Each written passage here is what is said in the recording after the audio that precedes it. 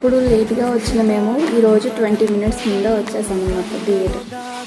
ఇప్పుడు 1:41కి అలా తీసుకొస్తాం కదా, ఈరోజు 20 మినిట్స్ ముందే తీసుకొచ్చాం. ఇదన్నమాట. ఇప్పుడు ఖాళీగా ఎవ్వరు జనాలు లేరు, అందరూ కూడా ఖాళీగా కూర్చుంటారు.